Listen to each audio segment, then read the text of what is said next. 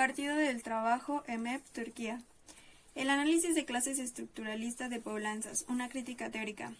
Nikos Poulantzas es uno de los representantes más prominentes de la tradición post-althuseriana. Su línea teórica y política refleja la ruta de una escuela que puede ser caracterizada como antimarxista en la izquierda europea.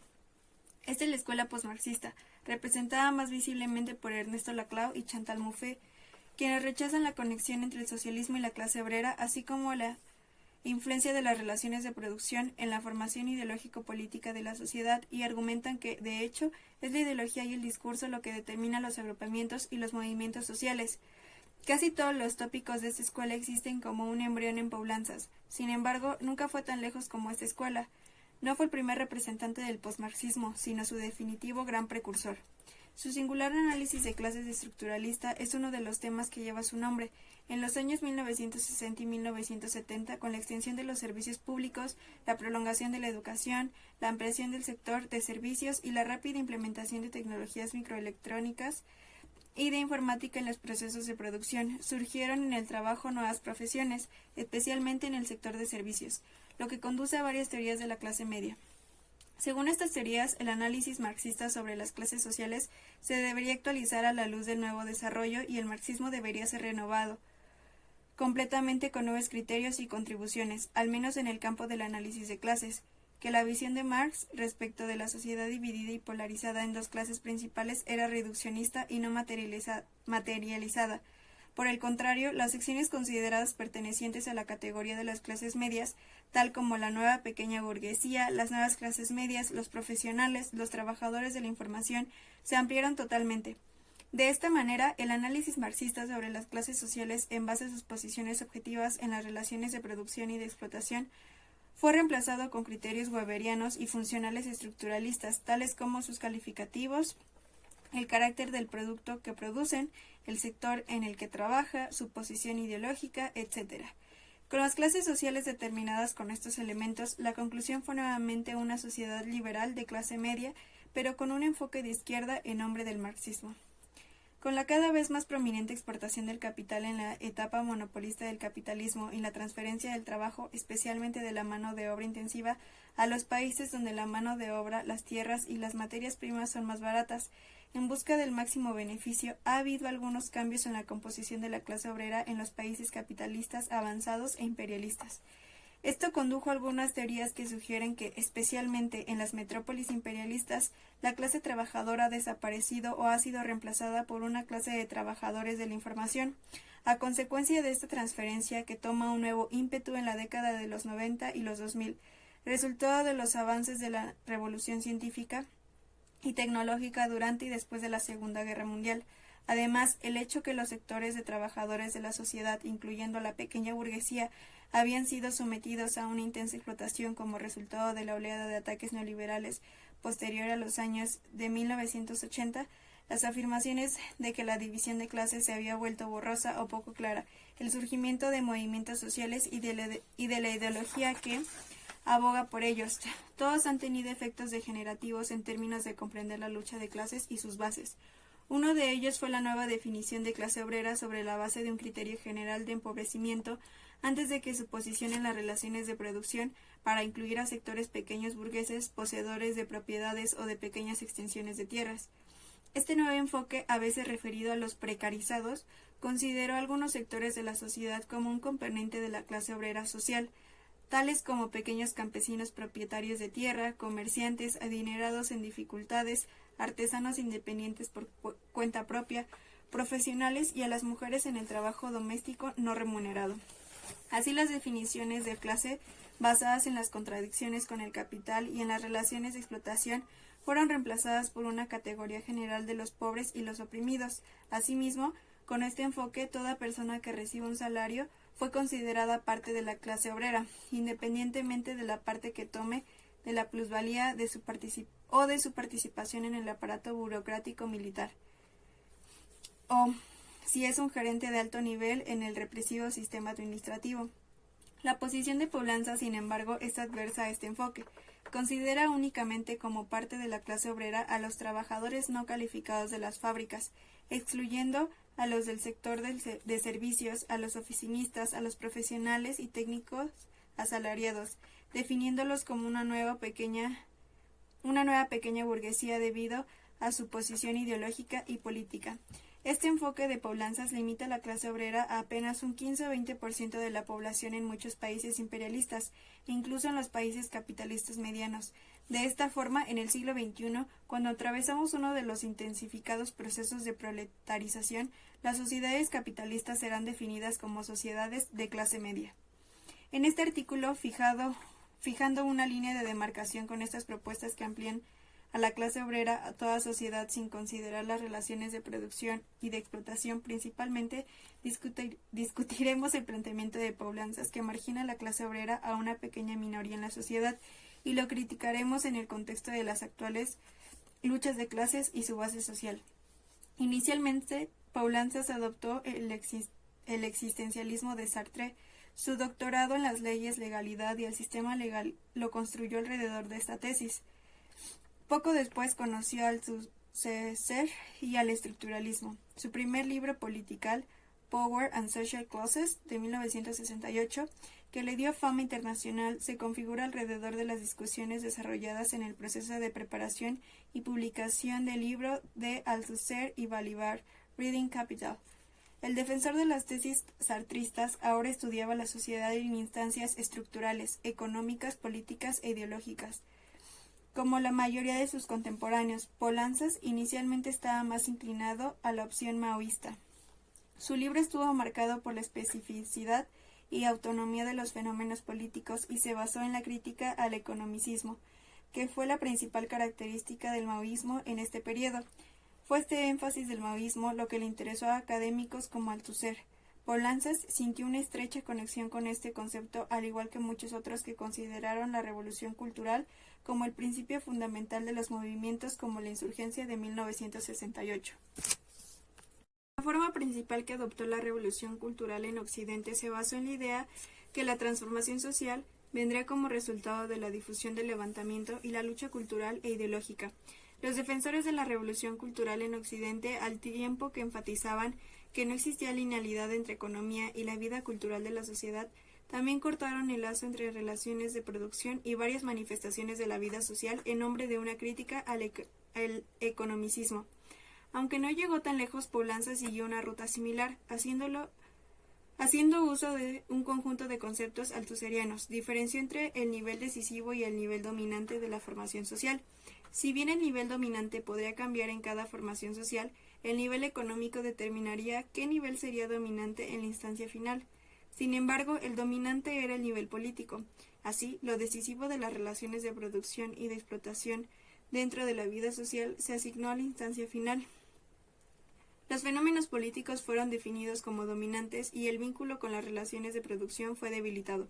Para Poulantzas, el capitalismo monopolista se caracteriza por el desplazamiento de la dominación dentro del modo capitalista de producción, de lo económico a lo político, es decir, al Estado. Se afirmó que en el capitalismo monopolista el dominio no pertenecía a lo económico sino a lo político, por lo que se dio un paso crítico a revertir la relación entre los dos. Al afirmar que mientras la etapa competitiva estuvo marcada por el dominio del capitalismo económico y el monopolista por el político, el Estado, se prepararon los argumentos necesarios para concluir que las relaciones de producción y explotación no eran de hecho decisivas en la práctica. En su Classes in Contemporary Capitalism de 1974, Poulantzas abandona el maoísmo, pero todavía continúa en el camino que había tomado antes. En este libro su objetivo principal fue la crítica a la doctrina del Partido Comunista Francés, del capitalismo monopolista de Estado. Poulantzas creía que la doctrina del Partido Comunista Francés tenía algunas fallas porque éste consideraba que la relación entre el Estado y el capital monopólico era una simple fusión, por lo tanto consideraba que el capital no monopolizado era parte de las fuerzas populares y albergaba una estrategia de alianza antimonopolio. Sin embargo, con respecto a cuestiones tales como la trivialización del antagonismo entre las clases y su sustitución por la contradicción entre el bloque de poder y las alianzas populares, la transición al socialismo a través de la transformación del Estado burgués y la neutralización de su clase trabajadora al reducirla a un pequeño grupo, Poulantzas conciliaba con el eurocomunismo. Su eurocomunismo de izquierda era distinguible de la doctrina que lo había dado lugar en un grado significativo. Sin embargo, los denominadores comunes eran mucho más fundamentales que los puntos de partida, y esto dio lugar a importantes consecuencias con respecto a la teoría marxista. Como resultado lógico de sus puntos de vista con su libro Estado, Poder, Socialismo, Poulantzas completó con el tiempo su transición del eurocomunismo de izquierda al eurocomunismo. Para él, el Estado podría ser una base importante de lucha, ya que estaba constituido por muchos enfrentamientos dentro y entre las clases. Adoptó el camino de la transición al socialismo a través de la democratización, influyendo en el Estado a través de las luchas populares, en lugar de atacarlo desde el exterior. Esta era una posición lo suficientemente cerca del eurocomunismo clásico. El enfoque que cortaba las manifestaciones sociales desde la base de la economía política y les otorgaba un rol autónomo y gradualmente independiente. Demostró su directa influencia con el análisis de clase de Poulantzas. El predominio de lo político, alejado de las relaciones de producción, de su posición central en el análisis social. Para él, no solo el nivel económico, sino también los niveles político e ideológico influyen respectivamente en la determinación de clases. Por esta razón, a veces la situación económica y otras veces la posición ideológica tenían el predominio de la diferenciación de clases. Por lo tanto, Poulantzas reemplazó las relaciones de explotación con las relaciones ideológicas y políticas como un elemento decisivo de las clases, aunque todavía argumentaba que el nivel económico en la última instancia era el decisivo. Solo era en palabras, pues colocó la división político-ideológica en el centro de su análisis de clases. Con una perspectiva más general, se puede decir que el objetivo de proporcionar un fundamento teórico para la eurocomunista Alianza Popular proporcionó una significativa motivación al análisis de clase de Poulantzas, influencia estructuralista llamando la atención sobre sus puntos de demarcación. Poulantzas aún escribió sus principales obras bajo la influencia de Althusser. Se puede decir que la principal motivación del althusserismo era liberar al marxismo de la dialéctica hegeliana y el antieconomismo. Althusser quería establecer un marxismo estructuralista, que no fuera histórico y que alejara al sujeto de la teoría. Althusser coloca las estructuras en oposición al sujeto. Para él, las estructuras mismas están compuestas por tres niveles, es decir, económico, político e ideológico. En lugar de codificar uno de estos niveles como central, argumenta que dentro de la formación social hay niveles dominantes y determinantes. El nivel dominante puede variar para cada formación social, pero es el nivel determinante el que fija el nivel dominante. El nivel determinante es el económico y es una constante. Se puede hablar de varias contradicciones derivadas de estos tres niveles. Estas contradicciones pueden incluso influirse mutuamente, pueden superponerse o incluso al contrario puede haber instancias en las que se condensan y cambian de lugar. Estas instancias se determinan de manera múltiple, pero incluso entonces el nivel económico es el determinante en última instancia. Inspirado por las ideas y conceptos althusserianos, Poulantzas piensa que las clases sociales no son ni el sujeto de la sociedad ni el creador y transformador de la formación social. Para él, la formación social no tiene nada que ver con las clases, sino que es un sistema de estructuras. Las clases son manifestaciones de la estructura dentro de las relaciones sociales. El verdadero centro de las contradicciones de estas está entre las estructuras y sus niveles. Las clases son el reflejo de estas contradicciones, sin embargo, no están únicamente determinadas a nivel económico, sino junto con los niveles ideológicos y políticos. Así, en lugar de un enfoque histórico que pone las clases en el centro, Poulantzas buscó respuestas estructuralistas, dando prioridad a la estructura y considerando las clases como un producto de los niveles económicos, político e ideológico de la estructura. En su artículo sobre las clases sociales, Poulantzas afirma que la posición económica de los agentes sociales tiene un rol principal en la determinación de clases sociales, y continúa diciendo que no es el único determinante, pero de eso no podemos concluir que esta posición económica es suficiente para determinar las clases sociales. El marxismo afirma que lo económico sí tiene el papel determinante en un modo de producción o en una formación social, pero lo político y lo ideológico, la superestructura, también tiene un papel importante. De hecho, Poulantzas confunde el análisis general sobre importancia de las relaciones políticas e ideológicas con la cuestión particular respecto al tema de cómo se determinan las clases, al enfatizar que la posición económica tiene un papel determinante en el marxismo. Poulantzas tiene razón al decir que lo político y lo ideológico, la superestructura, también tienen un papel importante. Sin embargo, su estilo y método de usar este hecho general es incorrecto, porque el tema principal de discusión no es si las clases están influenciadas por las relaciones ideológicas y políticas, sino qué criterios y relaciones se usarían para definir las clases. Teniendo en cuenta que todos los fenómenos sociales están interconectados entre sí, naturalmente, ninguna cosa social es independiente de la influencia política e ideológica, al igual que no son independientes de los procesos económicos. No solo existe una relación externa, sino también interna, entre las relaciones sociales de producción y los niveles político e ideológico. La ideología y la política no se refieren a organizaciones políticas como el Estado, los partidos políticos, etc., sino que están dentro de un proceso de producción en sí y también forman parte de este proceso.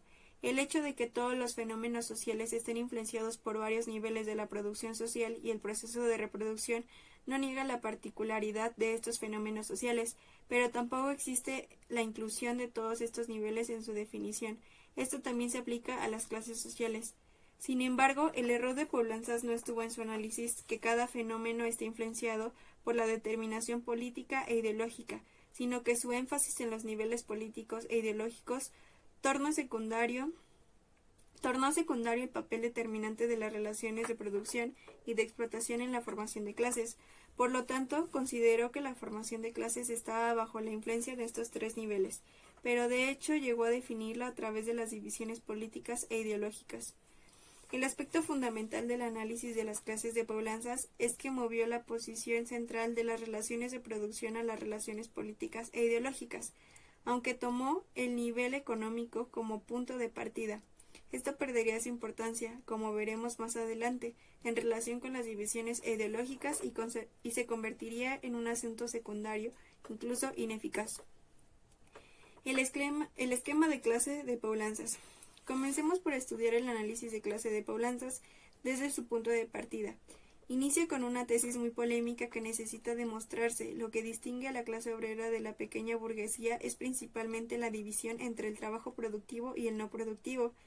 La clase obrera únicamente se compone de fuerza de trabajo productiva, y los trabajadores asalariados improductivos son parte de la nueva pequeña burguesía.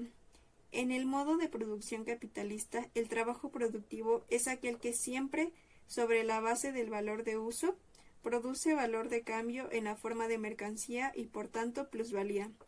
Es precisamente de esta manera que la clase obrera se define económicamente en el modo de producción capitalista. El trabajo productivo se relaciona directamente con la división entre clases en las relaciones de producción. Limitar de esta manera a la clase trabajadora al trabajo productivo es el primer paso en el análisis de Poulantzas. El segundo paso es la inclusión del trabajo improductivo, lo que define fuera de la clase trabajadora en la nueva pequeña burguesía, utilizando los criterios ideológicos y políticos. Además, utilizando los mismos criterios, el trabajo productivo es dividido una vez más en trabajo manual e intelectual. Por lo tanto, el trabajo intelectual también es definido como parte de la nueva pequeña burguesía. Habiendo descrito las clases con criterios tanto económicos como políticos e ideológicos, Poulantzas presenta así un esquema de clase tridimensional. Él cree que el trabajo improductivo, debido a que no tiene lugar en el proceso de producción, sino que únicamente tiene un papel en la realización y la redistribución de la plusvalía. El criterio económico no puede ser considerado entre la clase obrera. Además, aunque el trabajo de oficina y el creciente número de trabajadores de oficina que participan en el trabajo de dirección están esencialmente involucrados en el trabajo productivo debido a sus roles de coordinación y unificación en el proceso de producción, no pueden considerarse parte de la clase trabajadora porque en la división social del trabajo emprenden el papel de producir las relaciones políticas entre las dos clases, el criterio político. De manera similar, los trabajadores intelectuales como los ingenieros y los técnicos también están excluidos de la clase trabajadora porque son los portadores directos del dominio ideológico del capital, el criterio ideológico. El análisis marxista de las clases, basado en las relaciones de producción y explotación y el criterio económico, utilizado por Poulantzas en su análisis de clases, son dos cosas completamente diferentes. Para que haya un análisis basado en el nivel económico, como el sugerido por Poulantzas, dado que las clases se definen en términos socioeconómicos, se debe comenzar con las relaciones de producción basadas en la explotación, no con la división entre trabajo productivo y no productivo. Como dice Lenin, las clases sociales son grandes grupos de personas que difieren entre sí por el lugar que ocupan en un sistema de producción social históricamente determinado, por las relaciones en que se encuentra con respecto a los medios de producción, relaciones que las leyes refrendan y formulan en gran parte, por el papel que desempeñan en la organización social del trabajo y consiguientemente por el modo y la proporción en que perciben la parte de la riqueza social de que disponen. En el marxismo, el nivel económico se refiere a las relaciones sociales de producción y de explotación, no a las divisiones como la renta, el nivel de capacitación técnica, las oportunidades de mercado, la autoridad supervisora en el lugar de trabajo o el trabajo productivo e improductivo. Por lo tanto, vemos 4 aspectos en el análisis de clases de Poulantzas que necesitan ser discutidos. El primero, la definición de la clase obrera solo con el trabajo productivo. En segundo lugar, la restricción del trabajo productivo solo al trabajo industrial. En tercer lugar, la definición de trabajo improductivo como nueva pequeña burguesía y haciéndolo únicamente sobre la base del nivel ideológico. Y finalmente, la exclusión de algunos sectores de trabajo productivo de la clase obrera debido a las divisiones políticas e ideológicas, división entre el trabajo manual e intelectual. Trabajo productivo e improductivo. En el centro de la economía capitalista se encuentra la producción ininterrumpida del plusvalor y el proceso de acumulación sobre la base de que esta plusvalía se reconvierte en capital. El objetivo del proceso de acumulación no es solo la reproducción del valor previamente creado, sino también la producción del plusvalor y su uso al servicio de la acumulación del capital. Para que el capital continúe creciendo, necesita entrar en un intercambio sobre la base de ciertas relaciones sociales con cierto tipo de trabajo que puede producir plusvalía. La definición de trabajo productivo es fundamental de acuerdo al análisis de la producción capitalista.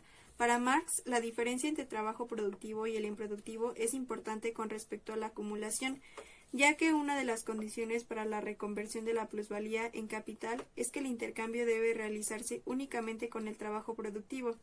En este marco, la fuerza de trabajo es productiva cuando se intercambia con el capital utilizando en el campo de la producción, cuando se le emplea para el capital y en otros casos no lo es.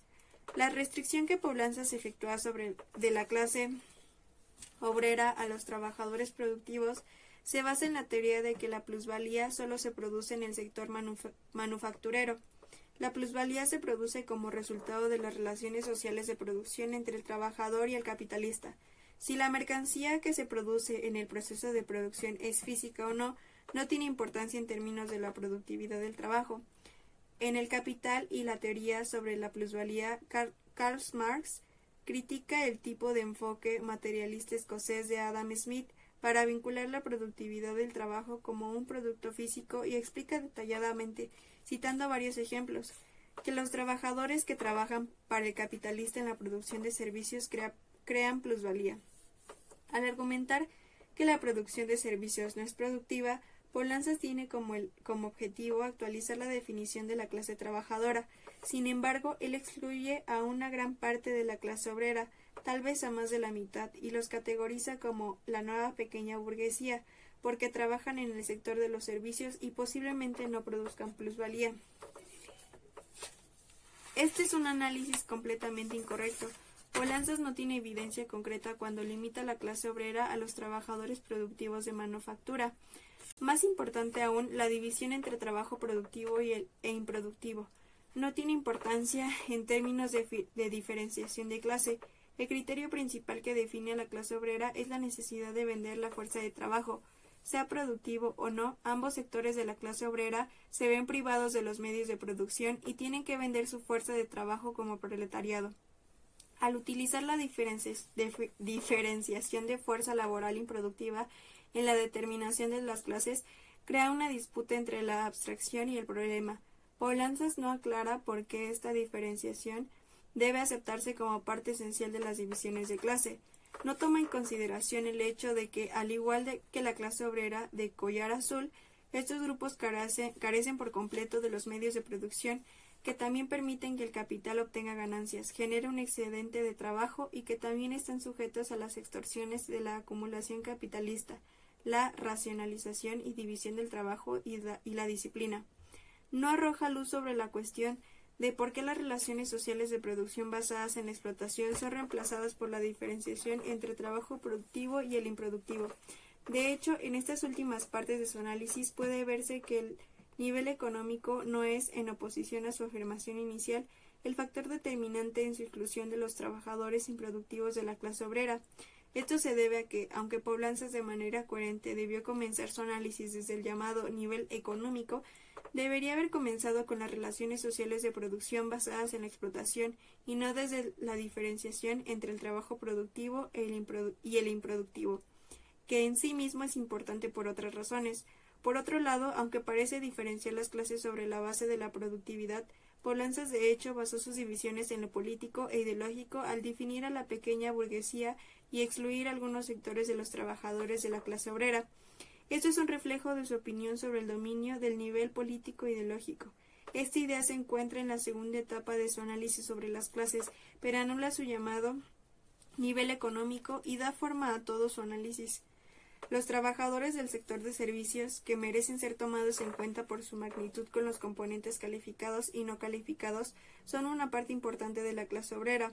Excluir esta gran sección de clase trabajadora y definirla arbitrariamente como pequeña burguesía, como lo hace Poblanzas, llevaría a la definición de clase trabajadora como una pequeña minoría de la sociedad y a la sociedad en la que vivimos hoy como una sociedad pequeño burguesa de clase media. Sin embargo, la evidencia que aún podemos encontrar en el capitalismo actual no concuerda con tal suposición. El criterio político. En su análisis de clase, Poblanzas quiso revisar el énfasis sobre el papel determinante de clases de las relaciones de producción con una perspectiva marxista y estructuralista, afirmando que lucha contra el economicismo.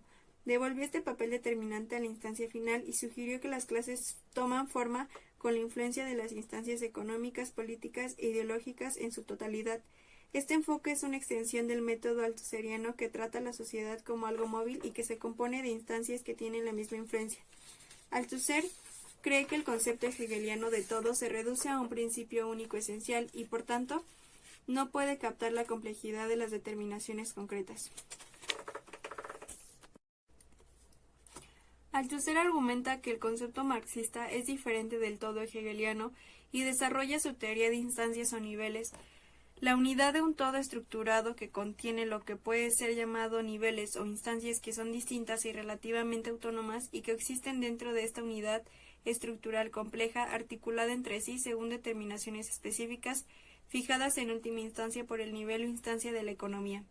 En las obras de Althusser, las estructuras mismas consisten de niveles económicos, políticos e ideológicos. Los fenómenos sociales, incluida la clase, surgen con la influencia total de estos niveles. En diferentes circunstancias, uno de estos niveles pasa a primer plano y se vuelve más influyente como nivel dominante. A veces es el ideológico, a veces el político o el económico lo que se vuelve dominante. En última instancia, el nivel económico es el decisivo. La influencia colectiva de los tres niveles diferentes que juntos conforman la estructura condiciona el surgimiento de las clases. Este enfoque que explica la sociedad con algunas instancias distintas y relativamente autónomas tiene graves obstáculos. Etienne Balibar, conocido como el más importante teórico althusseriano, es consciente de este callejón sin salida. Una pluralidad de instancias debe ser una propiedad esencial de cada estructura social, pero consideraremos que el número, nombres y términos que designan su articulación están sujetos a revisión. Una de las conclusiones a las que arriba Poblanzas con su teoría althusseriana de los niveles es la siguiente. La formación de clases no solo corresponde al nivel económico, sino que está influenciada por el modo de producción y todos los niveles de la formación social. Con este enfoque, las clases son reducidas a una influencia creada por el modo de producción o estructura. No se las considera como sujetos formados y su existencia es separada de la vida real, y se les considera una influencia pasiva de las estructuras. De ahí la conclusión de que la historia de la sociedad de las clases es un proceso sin un sujeto. Considerar a los seres humanos un sujeto es una ilusión creada materialmente por el aparato ideológico del Estado. Las clases de hecho solo son portadoras pasivas de la estructura. Sin embargo, esta estructura es un producto de la fijación y estructuración de las continuas relaciones entre las clases. Estas relaciones estructuradas permiten la reproducción de formaciones de clase. Poulantzas diferencia completamente al sujeto de la estructura y asume al individuo y a las clases como portadores y ineficaces. Por el contrario, las relaciones formadas entre las personas como una sociedad para la producción de bienes que necesitan conformar las relaciones de producción. Sin embargo, estas relaciones necesarias llegan a dominar la vida de las personas y por lo tanto de las clases. En este sentido, las relaciones de producción y de clases, los componentes y productores de estas relaciones no son cuestiones separadas. Señalando los tres niveles de la estructura, el análisis de Poulantzas está motivado por su postura contra el reduccionismo económico, que define las clases solo con el nivel económico. Llamando la atención sobre la influencia de estos tres niveles, Poulantzas afirma que, desde el momento en que hablamos de la existencia estructural de las clases, los elementos políticos e ideológicos están presentes.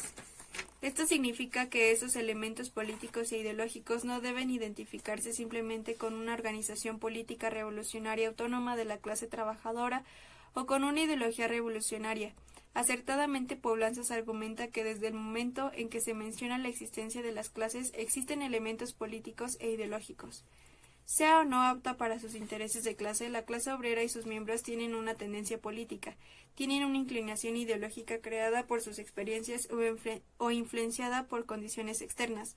Por lo tanto, en lo que se refiere a la existencia concreta de la clase obrera, existen inherentemente relaciones políticas e ideológicas en esa entidad, y Poulantzas tiene razón en este tema. Sin embargo, él mezcla dos cosas. El debate no es sobre el tema de la clase obrera como sujeto influenciado por las relaciones políticas e ideológicas. También las influencian, o productor de estas relaciones, que es un hecho simple, sino sobre cómo y a qué nivel se puede definir la existencia de las clases.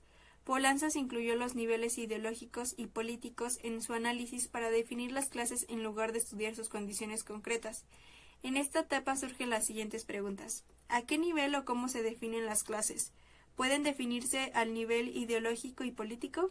¿Qué tipo de relación existe entre la declaración de Poulantzas de que el nivel económico es el determinante en la instancia final y el nivel ideológico y político? Para Poulantzas, los criterios políticos e ideológicos se destacan especialmente en el análisis de la pequeña burguesía. Explica cómo, en este marco, incluye la política y la ideología en sus análisis en relación con la fuerza de trabajo improductiva. He tratado de mostrar concretamente lo que significa decir que la definición de clases sociales no puede estar limitada exclusivamente a la esfera económica y que debemos tener en cuenta la política y la ideología. Esta ha sido una tesis fundamental adelantada en el poder político y clases sociales. Quiero, por lo tanto, demostrar por qué necesitaba esos elementos políticos e ideológicos. Lo necesitaba porque incluso si el criterio de trabajo productivo e improductivo es suficiente para excluir a los trabajadores improductivos de la clase obrera, no es adecuado, porque es un criterio negativo. Más adelante, demuestra que no son parte de la clase obrera, pero este criterio económico en sí mismo no es suficiente para decirnos a qué clase pertenecen. De acuerdo con esto, el criterio económico en forma de productividad es un criterio negativo que muestra que el trabajo improductivo no pertenece a la clase obrera. Entonces, si no pertenece a la clase obrera, ¿a qué clase pertenecen estas secciones? Entonces, ¿qué ocurre si la productividad, que se dice ser el criterio económico, no es suficiente para determinar la clase a la que pertenecen? En este punto, los criterios políticos e ideológicos se incluyen en el análisis. Para Poulantzas, lo económico, las relaciones de producción y de explotación, no es suficiente para verdaderamente definir la determinación de clase de los trabajadores asalariados improductivos, y siempre debemos tener en cuenta los elementos políticos e ideológicos de la división social del trabajo. El criterio político es significativo en el análisis de Poulantzas. especialmente en la determinación de la posición de clase de trabajo gerencial, de supervisión y de oficina en general. Él cree que, aunque quienes trabajan en los departamentos de supervisión y gestión en la producción de bienes materiales están sujetos a la explotación, al igual que los trabajadores manuales, participan en el dominio político de la clase trabajadora. En otras palabras, los supervisores son explotados por el capital, pero también supervisan a la clase trabajadora en nombre del capital. Para Paulanzas, la función principal de los supervisores es extraer plusvalía de los trabajadores y, por lo tanto, pertenecen a la nueva pequeña burguesía. Para Paulanzas, el criterio político es la realización de las funciones gerenciales y de supervisión en el proceso de producción capitalista. La supervisión en la empresa capitalista no es sólo para la coordinación técnica de los procesos laborales, sino también para el refuerzo del dominio político sobre la clase trabajadora. Está abierta la discusión para determinar si el criterio político de Paulanzas es realmente político. El principal criterio político se centra en su posición de la nueva pequeña burguesía en la jerarquía de la supervisión. Además, en la coordinación técnica, la supervisión se puede conceptualizar de dos maneras. Primero, la posesión de clase capitalista sobre los instrumentos de poder político, y segundo, el proceso gerencial y de supervisión de la producción como un todo. De ninguna manera se puede decir que el personal gerencial ordinario sea parte de la supervisión política del capitalista sobre la clase obrera.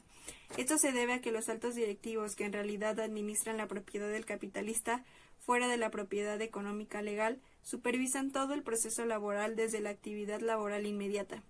A diferencia de esto, no hay razón para considerar al personal gerencial ordinario y a los capataces como un elemento esencial de la función del dominio político. Además, están sujetos a la supervisión y a la presión de los altos directivos que forman parte de la clase capitalista. La posición de clase de la fuerza de trabajo asalariada que cumple funciones gerenciales y de supervisión fue uno de los temas principales en los debates sobre el análisis de las clases en los años 70. El enfoque de Paulanzas es discutible porque excluye a los trabajadores que tienen algunos roles de supervisión en el lugar del trabajo, porque considera que el criterio político es determinante de las relaciones de producción con el fin de dividir y controlar a los trabajadores. Algunos de ellos pueden ser asignados a simples funciones de supervisión en el proceso de organización del trabajo, especialmente para prácticas de trabajo flexibles. Es posible que los obreros se supervisen unos a otros por la vía de la condición del material en la línea de producción. La afirmación de que un bajo nivel de la función de supervisión excluye a alguien de ser obrero y lo hace parte de la nueva pequeña burguesía puede llevar a la exclusión de la clase obrera, a los trabajadores que participan en el proceso de producción con la excusa que tienen algunos roles de supervisión. En muchos lugares los capataces que supervisan a los trabajadores tienen los mismos salarios o más altos, pero estos trabajadores están esencialmente sujetos a una supervisión real, al igual que los demás trabajadores, por gerentes de alto nivel que tienen funciones capitalistas. Sin embargo, algunos de estos trabajadores que tienen roles de supervisión y administración pueden pertenecer con respecto a las circunstancias concretas del lugar de trabajo y a la capa privilegiada, aristocracia, dentro de la clase obrera. Respecto de las funciones gerenciales necesitamos un análisis más amplio. En esta época, en los lugares de trabajo, los departamentos gerenciales se amplían, el trabajo de oficina es generalizado, no calificado y taylorizado. La mayoría de las personas que trabajan en estos departamentos no tienen un rol gerencial o lo tienen muy limitado. Aparte de los altos directivos en los departamentos como recursos humanos, finanzas, contabilidad, control de calidad, etc., la mayoría de las personas realmente trabajan sin relación con la dirección, como en compra y venta de materias primas, mercadotecnia, relaciones con otros departamentos e instituciones. Tienen condiciones de trabajo y salarios similares como los trabajadores e intereses de la clase contrarios a los de los capitalistas.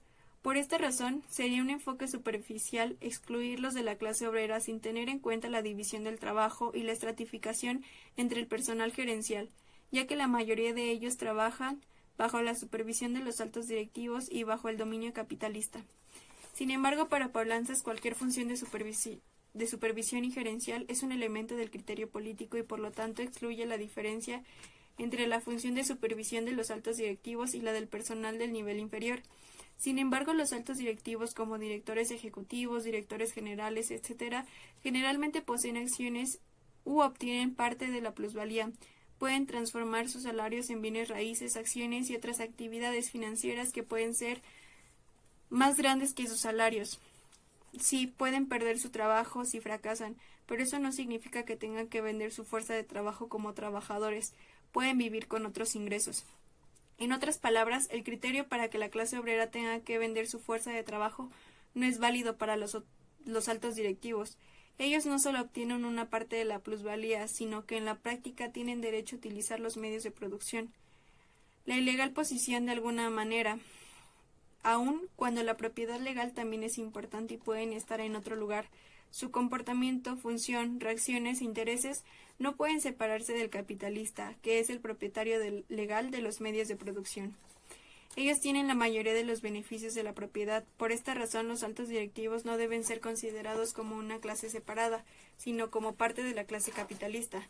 En términos de la posición de los medios de producción y de las funciones que de ellos surgen. Sin embargo, los directivos y los supervisores de nivel bajo no pueden ser tratados como tales y no es correcto excluirlos de la clase obrera a través de algunos criterios políticos. El criterio político y los trabajadores improductivos no calificados.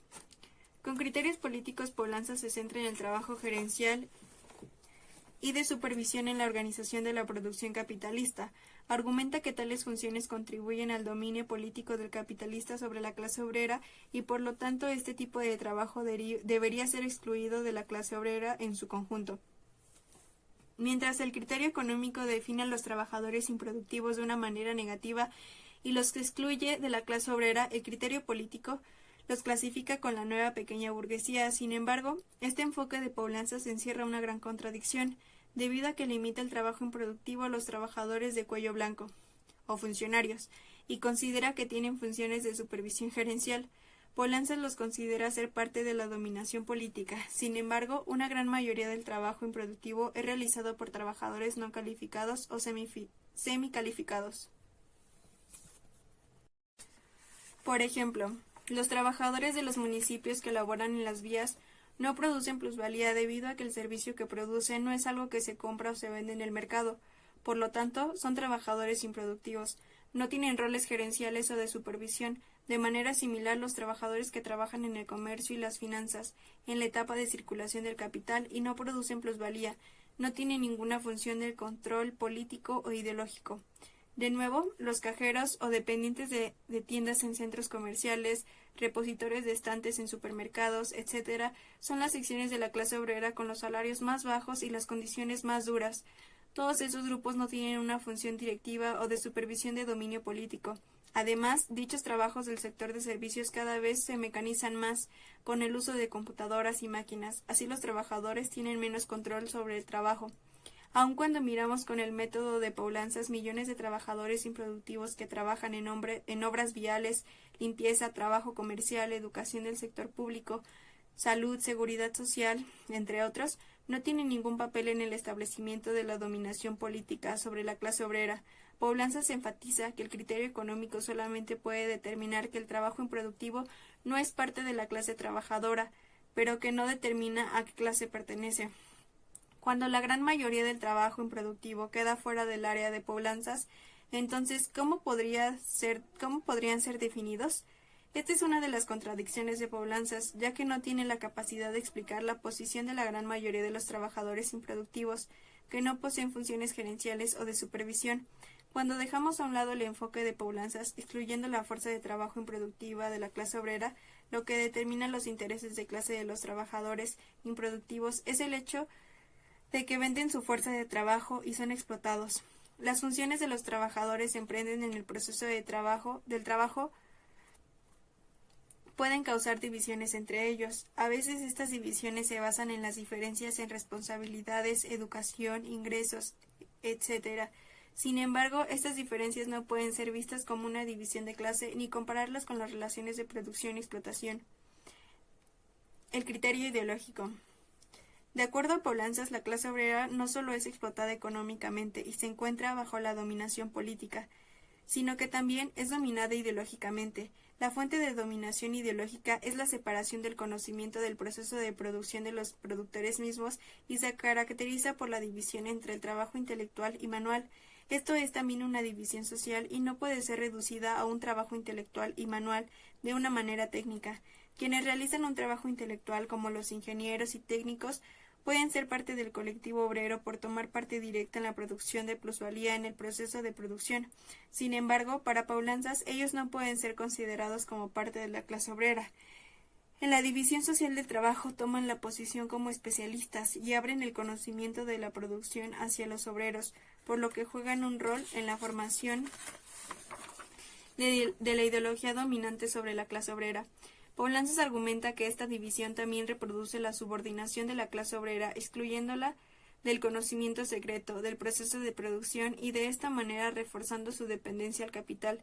Para Poulantzas, los profesionales, técnicos y otros trabajadores intelectuales son soporte de esta relación de dominación ideológica y por eso son clasificados como parte de la nueva pequeña burguesía, así como los directivos y supervisores.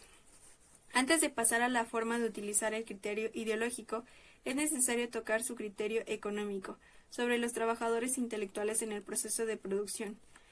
Poulantzas reconoce que los trabajadores intelectuales son productivos a pesar de que los excluye de la clase obrera y los incluye en la nueva pequeña burguesía. En otras palabras, de acuerdo al criterio económico de Poulantzas, los ingenieros y los técnicos deben definirse en la clase obrera. Sin embargo, en este punto entra en escena su determinante estructural y el criterio económico es dejado a un lado y el criterio ideológico arbitrariamente es definido como el dominante. El criterio ideológico suprime al criterio económico, que lo define como determinante. Por lo tanto, los trabajadores intelectuales productivos son excluidos de la clase obrera e incluidos en la nueva pequeña burguesía. Ahora veamos acerca de la forma en que Poulantzas presenta la división entre el trabajo intelectual y el trabajo manual, que él define en términos de sus funciones sociales. Esa división que tiene un rol en la determinación de posiciones en la división social del trabajo, por su significado está limitada a la dominación económica. La división entre trabajo manual e intelectual solo puede entenderse cuando se le extiende a las relaciones políticas e ideológicas de la división social del trabajo al interior de la empresa, donde la autoridad y la dirección del trabajo están unidas al trabajo intelectual y al secreto de conocimiento y al conjunto de la división social de las relaciones laborales que contribuye a definir las posiciones ocupadas por las clases sociales. Poulantzas llama la atención sobre dos temas en la división de trabajo manual e intelectual. Primero, las relaciones políticas y ideológicas en una empresa y segundo, las relaciones políticas e ideológicas en el campo social. Las relaciones ideológicas y políticas de la empresa se definen en relación a las funciones de técnicos e ingenieros porque estos tienen un trabajo intelectual y el conocimiento secreto en la producción. Para Poulantzas, los ingenieros y técnicos de una empresa tienen a su cargo una autoridad especial para supervisar el proceso laboral y su organización despótica. Se sitúa así al lado del trabajo intelectual en el mantenimiento del monopolio del conocimiento. Por lo tanto, en su conjunto, los ingenieros y técnicos no pueden considerarse pertenecientes a la clase obrera, dado que la división entre el trabajo productivo e improductivo no es suficiente para excluir a técnicos e ingenieros de la clase obrera. Poulantzas recurre al criterio ideológico. Argumenta que quienes utilizan el trabajo intelectual están excluidos de la clase obrera no por la naturaleza del trabajo intelectual, sino por su función ideológica y política. Aquí destacan dos funciones que Poulantzas llama la atención. En primer lugar, la supervisión del proceso de trabajo en el lugar del trabajo, como función política. Y segundo, el monopolio del conocimiento del proceso del trabajo en el lugar del trabajo, la función ideológica. La posición de los técnicos e ingenieros en el proceso de producción es uno de los temas fundamentales en el debate del análisis de clases, debido a que la ingeniería y el trabajo técnico no es un concepto de clase, sino una categoría profesional. Sus miembros pueden pertenecer a diferentes clases, pero los criterios ideológicos y políticos planteados por Poulantzas con respecto a los técnicos e ingenieros en el proceso de producción están lejos de resolver el problema. No es el uso del trabajo intelectual o manual lo que determina si el proceso de la producción, el trabajador es o no parte de la clase obrera. En el proceso laboral, el trabajo manual y mental participan de manera colectiva en la producción de la plusvalía. Además, el trabajo realizado por la actividad manual implica algunos aspectos intelectuales y viceversa. Además, en algunos campos el trabajo intelectual puede implicar más condiciones de trabajo pesado y cansado que a los trabajadores manuales. Los trabajadores de los centros de llamadas, por ejemplo, realizan un trabajo rutinario y muy repetitivo que no se puede clasificar como manual, pero tampoco se puede definir como trabajo calificado o positivo. A pesar de esto, la división entre trabajo manual e intelectual aún existe, pero no es un criterio de clase.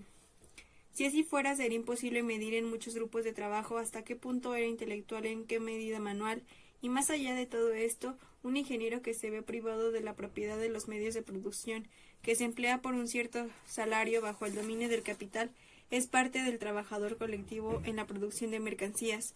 Si dejamos a un lado a aquellos ingenieros en posiciones directivas superiores independientes del proceso de producción, que desempeñan las funciones de capital, aquellos ingenieros que incorporan trabajo intelectual y manual en el proceso de producción son parte de la clase obrera. Sin embargo, existen como un extracto especial dentro de la clase obrera, debido a sus diferentes características de las secciones no calificadas de la clase obrera y de su conocimiento profesional. Criterio ideológico y los trabajadores intelectuales no calificados. En un planteamiento problemático, considerar la posesión del conocimiento de la producción como una forma de dominación ideológica sobre la clase obrera y colocar a aquellos que tienen este conocimiento en una relación antagónica con la clase obrera. El enfoque de los Poulantzas, que define la división entre el trabajo manual y el intelectual, con el criterio ideológico del monopolio del conocimiento, no tiene capacidad para explicar la posición de los trabajadores intelectuales que no tienen este monopolio. Por ejemplo, el criterio ideológico y el dominio ideológico se vuelven disfuncionales en la definición de los trabajadores intelectuales, que realizan simples trabajos de oficina y cálculos financieros sin realizar alguna actividad física ni tener ningún monopolio de conocimiento, pero están involucrados en un trabajo mental no calificado. Como Braverman muestra la evidencia, en muchas oficinas y compañías comerciales los procesos laborales son racionalizados y mecanizados, y están sujetos a una supervisión despótica, al igual que la industrial. El hecho de que el común de los trabajadores mentales participen en ciertos rituales y prácticas culturales que simbolizan su distancia ideológica de los trabajadores manuales no demuestra su dominio sobre esos trabajadores. La tabla 2 demuestra esta contradicción de manera más clara. Tomemos un trabajador intelectual, un programador de computadoras, por ejemplo, a quien Poulantzas categoriza como un integrante de la nueva pequeña burguesía. En la tabla existen dos opciones en el campo de la extorsión de la plusvalía. Este trabajador intelectual es integrante del colectivo de trabajadores que toman parte en la extorsión de la plusvalía, al igual que la clase obrera de Poulantzas. También hay dos opciones en términos de la dominación política. El programador de computadoras no puede aplicar el dominio político o ideológico, al igual que la clase obrera de Poulantzas. Como se ve en la tabla, Poulantzas admite la existencia de trabajadores en la categoría de la nueva pequeña burguesía, que no pueden aplicar tales formas de dominación. En ese caso, el programador de computadoras tiene características similares a las de la clase obrera en la tabla. A pesar de esto, Poulantzas argumenta que no pertenecen a la clase obrera sino a la nueva pequeña burguesía. Incluso el enfoque de Poulantzas necesita la inclusión de al menos algunos sectores de trabajadores a los que los clasifica como nueva pequeña burguesía en la clase obrera, pero Poulantzas no admite esto. La nueva pequeña burguesía de Poulantzas incluye en la nueva pequeña burguesía a aquellos trabajadores productivos e improductivos que él cree que juegan un rol en la producción de las relaciones capitalistas a través del dominio administrativo y gerencial, técnico o ideológico sobre los trabajadores en el proceso de producción.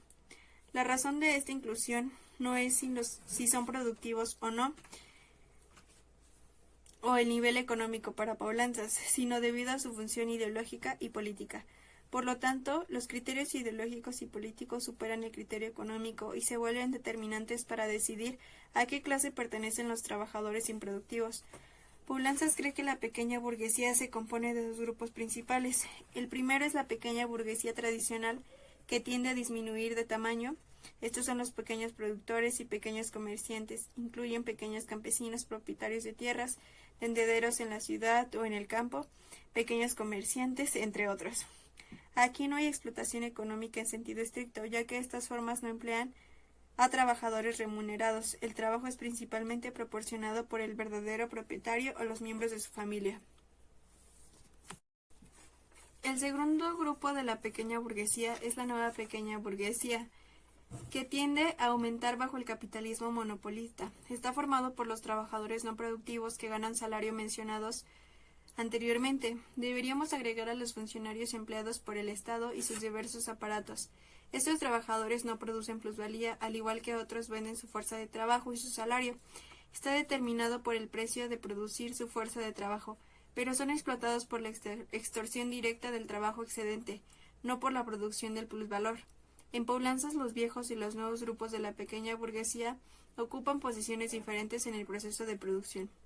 Mientras que el primero está involucrado en la producción de productos básicos a pequeña escala con los medios de producción que tienen, los otros trabajan para el capitalista a cambio de un salario, por lo que su tiempo de trabajo es apropiado por el capital.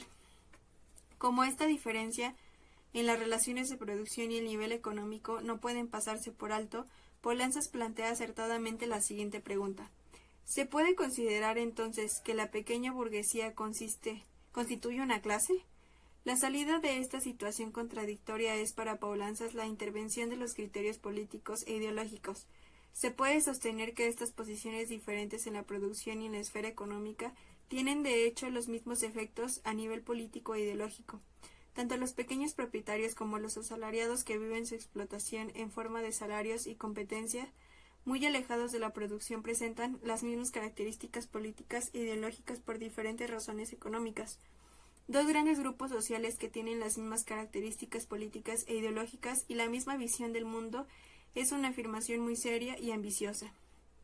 Las mismas características políticas e ideológicas son las siguientes: individualismo, pequeño burgués, atracción al status quo y miedo a la revolución, el mito del avance social y las aspiraciones al status burgués, creencia en el Estado neutral, por encima de las clases, inestabilidad política y una tendencia a apoyar a los estados fuertes y regímenes bonapartistas, revueltas que toman la forma de levantamientos pequeño burgueses.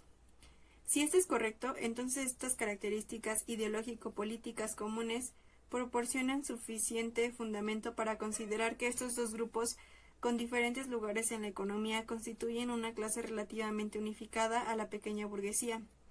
A pesar de tener posiciones muy diferentes en la producción y económicamente de la propiedad que posee la vieja pequeña burguesía, los trabajadores improductivos son categorizados en la misma clase, la pequeña burguesía, debido a las posibles similitudes ideológicas reclamadas por Poulanzas. Poseen diferentes puestos en las relaciones de producción, pero el mismo en las relaciones ideológicas. Este análisis tiene dos problemas principales. En primer lugar, la teoría sobre las similitudes ideológicas entre los trabajadores improductivos y la pequeña propiedad que posee un área de personas trabajadoras en el mejor de los casos se basa en observaciones subjetivas. En otras palabras, son arbitrarios. Y en segundo, las relaciones ideológicas, y no las relaciones de producción, tienen la posición dominante en la determinación de las clases, y dos grandes grupos con diferentes relaciones de producción se definen como una sola clase, posiblemente debido a similitudes ideológicas. Del criterio económico al determinante efecto ideológico. En el modelo de Poulanzas, los criterios políticos e ideológicos que sustituyen al criterio económico argumenta que las relaciones económicas tienen prioridad sobre las problemáticas relaciones políticas e ideológicas. Los trabajadores mentales y los técnicos que comparten las mismas prácticas económicas de trabajo productivo con los obreros están excluidos de la clase obrera debido a los criterios políticos e ideológicos. Sin embargo, por otro lado, la tradicional y la nueva pequeña burguesía con posiciones económicas diferentes es clasificada como parte de la misma clase sobre la base de la influencia ideológica común. Esta unidad a la que Poulanzas se refiere entre la pequeña burguesía tradicional y la nueva es especialmente problemática, porque las posiciones económicas que ocupan estas clases no son solo diferentes, sino objetivamente opuestas. La concentración y la centralización de la empresa capitalista, que da lugar a la aparición de nuevas tecnologías y sectores de producción, representan una amenaza existencial para la pequeña producción comercial, que es vital para la pequeña burguesía tradicional. Teniendo en cuenta sus intereses económicos contradictorios, la afirmación de que estos grupos se unen en una sola clase en torno a las tendencias ideológicas comunes está en contradicción con la principal premisa marxista que da prioridad a las relaciones económicas para determinar las clases, lo que Poulantzas también acepta. Cuando la ideología y la política entran en escena como un criterio para las clases, entonces es posible aumentar el número de clases de acuerdo con las diferencias ideológicas. Esto lleva a que las clases sociales sean determinadas de manera arbitraria sobre la base de diferencias ideológicas. Poulantzas se abstiene de extraer conclusiones lógicas de su análisis y, por lo tanto, unifica el casi 70% de la sociedad en la pequeña burguesía, suponiendo que tengan un denominador común ideológico y político. Por otro lado, las divisiones ideológicas entre los trabajadores son significativas no para sus propios intereses de clase, sino para el capital. La imposición de la ideología capitalista puede tener una función destructiva en términos de unidad de la clase trabajadora y elevar las barreras a la organización de la clase, pero esto no puede ser visto como una barrera de clase divisoria entre los sectores productivos e improductivos de la clase obrera. Poulantzas